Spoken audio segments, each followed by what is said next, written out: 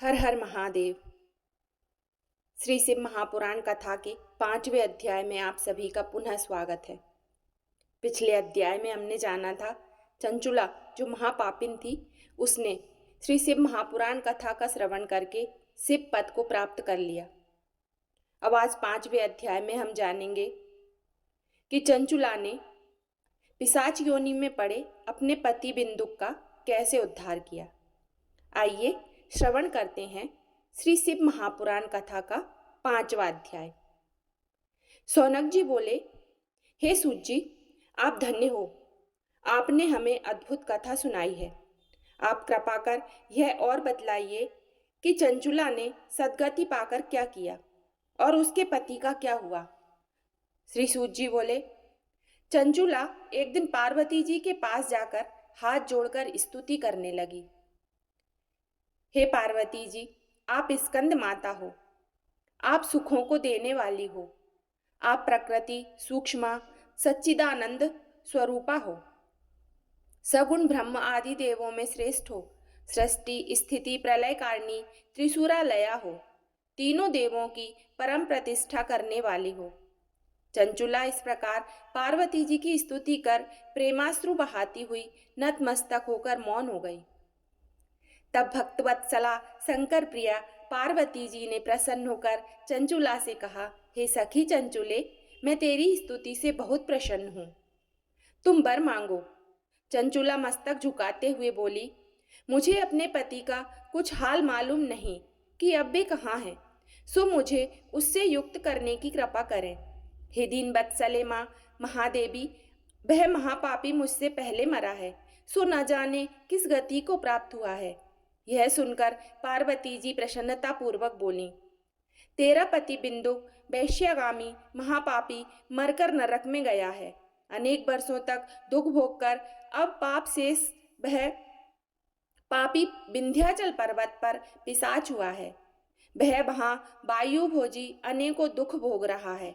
सूत जी बोले, पार्वती के वचन सुनकर चंचुला पति के दुख से बड़ी दुखी हुई। कुछ धैर्य धरकर माता पार्वती जी को प्रणाम करके दुखी मन से वह बोली, हे देवी, कृपा कर दुष्ट पापी मेरे पति का भी उद्धार करो। किस प्रयत्न से उस पापी की सद्गति होगी, सो कृपा कर शीघ्र कहिए।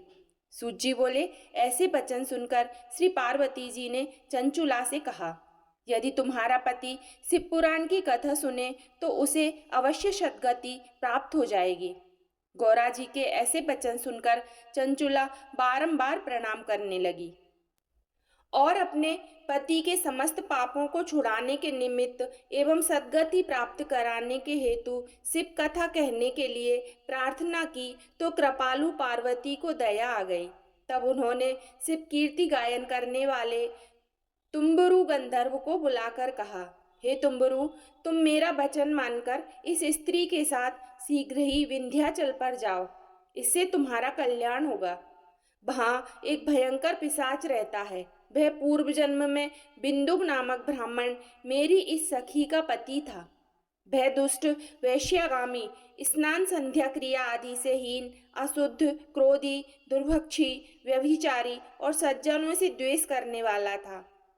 उसने वेश्या संग में पड़कर सत्कर्मों का नाश कर दिया और धन के लोभ में अपनी पत्नी को भी वेश्या बनाकर जीवन पर्यंत दुराचार करता रहा।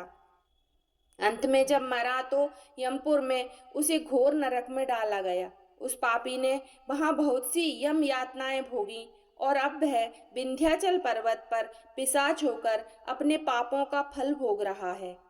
इसलिए तुम वहां जाकर यत्नपूर्वक शिव पुराण की पाप विनाशिनी दिव्य कथा उसके आगे कहो, क्योंकि शिव पुराण की कथा के प्रभाव से वह शुद्ध होकर प्रेत भाव को त्याग देगा। सूत जी बोले, जब पार्वती जी ने इस प्रकार कहा तब चंचुला तुम्बुरु के साथ विमान पर चढ़कर विंध्याचल पर्वत पर पहुंची। वहां उसने बड़े विशाल शरीर और महाहनु वाले हंसते अथवा रोते हुए विकट आकार वाले पिशाच को देखा। उस भयंकर पिशाच को महाबली तुम्बुरु नाम गंधर्व ने बलपूर्वक पकड़कर पांसों से बांध दिया। तब उसे शिव पुराण सुनाने के लिए महान उत्सव मनाया। उस दिन से वह प्रसिद्ध हो गया कि गौरी की आज्ञा से पिशाच को तारने के लिए तुम्बरु गंधर्व विंध्याचल पर शिव पुराण की कथा करेंगे। सब लोगों में महान कोलाहल हो गया। कथा सुनने के लिए वहां भारी समाज एकत्रित हो गया। सभी की कथा पर बड़ी रुचि थी। पासों से बंधे हुए पिशाच को वहां बैठा दिया। तब तुम्बरू हाथ में वीणा लेकर शिव कथा कीर्तन करने लगा। पहली संहिता से लेकर 7वीं संहिता तक महात्म्य सहित उसने शिव पुराण की कथा सुनाई।